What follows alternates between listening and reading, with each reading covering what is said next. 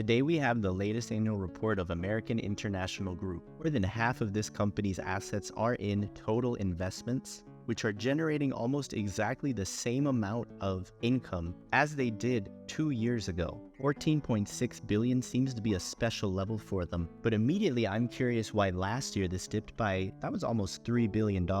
Maybe it has something to do with this net realized gain on Fortitude refunds. According to the cash flow statement, these net sales should actually be thought of as a decrease in spending. But that leaves us with the question of why is spending in the latest year $40 billion, while the income generated from these securities is the same that it was 2 years ago? It's looking like in this walkthrough, we're going to get into the details of this giant conglomerate's investment portfolio. Stick around to dive into that with me, but also to take a look at what the proprietary Sage Seeds artificial intelligence ranks this at the end of the video. I have immediately taken us to the financial office's notes. Note 5, something called fair value measurements. I'm hoping we can start to wrap our head around this investment portfolio, and this is the most direct way I can think of to do that. We're coming up on a table of the level 3 asset fair value measurements. I'm actually most interested in something in the liabilities section, an account titled Fortitude Re Funds Withheld Payable. Now, we actually saw this same name in the income statement way back at the beginning, but this time they've added the words withheld payable to it.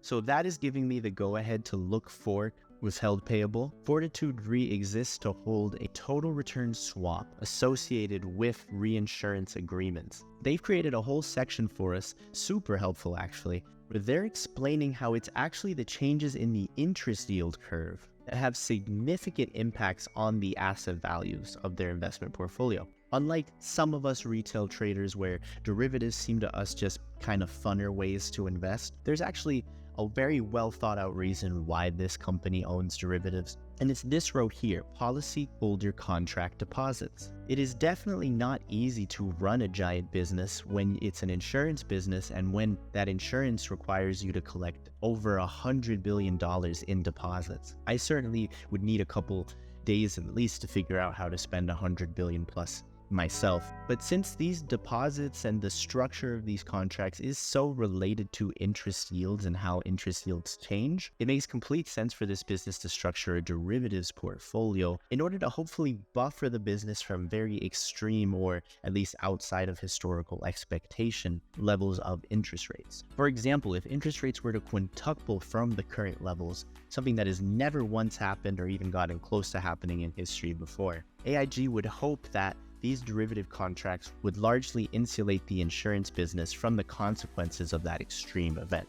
Finally found an explanation that Fortitude Re is a reinsurer of AIG's runoff operations. I don't know about you, but I'm not super up to speed on my deep insurance terminology, so we are going to search for the word runoff to see what is going on here. The financial office giving us this tidbit: runoff or side pocket positions are any part of the investment portfolio whose liquidation horizons are uncertain and likely beyond a year after submission of the redemption notice. Now, it's very important to note that in the insurance business, when they're talking about liquidating beyond a year, they don't mean they're going to sell off of a year. They mean it will take more than a year to redeem. For a lot of this business, they're selling life insurance policies. And so we're talking about someone having a life insurance policy potentially for decades. Unfortunately, they then pass, and when their beneficiaries try to redeem the value of that policy after the death, beyond a year between that redemption and when the policyholder gets paid, the beneficiary receives the benefit.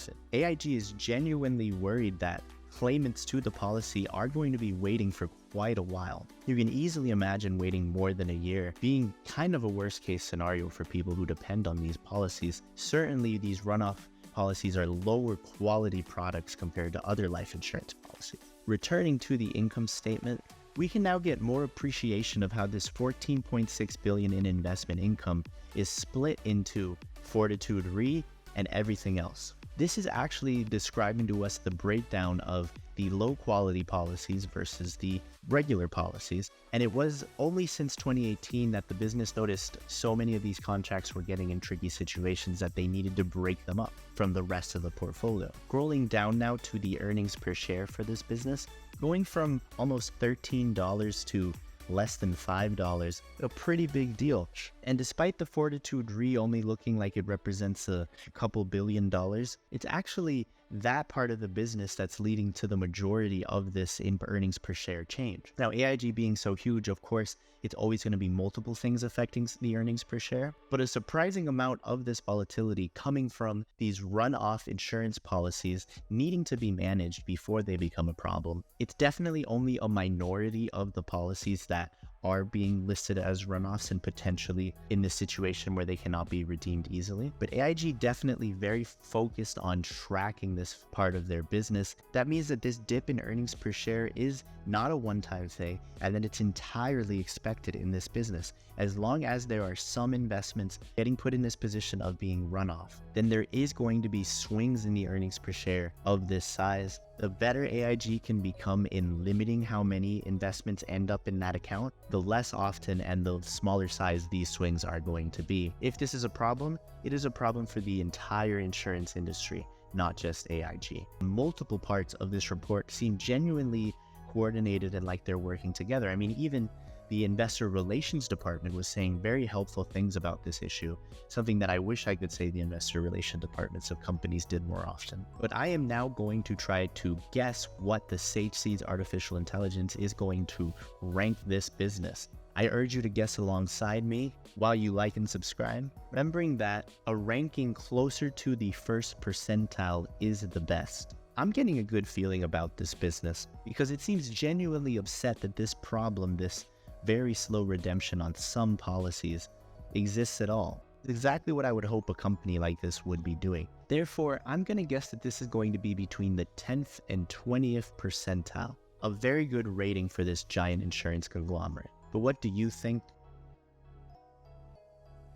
AIG hitting the 6th percentile in value for the 2023 season, an even better ranking than I was thinking. Really solid. Let me know if you agree or disagree with this in the comments below. Remember that while Sage Seeds AI is trained to think like a value investor, it is ultimately restricted to just looking at the financials. I'd love if there could be any discussions about life insurance, AIG, financials in general in the comments section. And if you could like and subscribe to help me keep making these videos. Thank you for watching until the end, and I'll see you in the next walkthrough.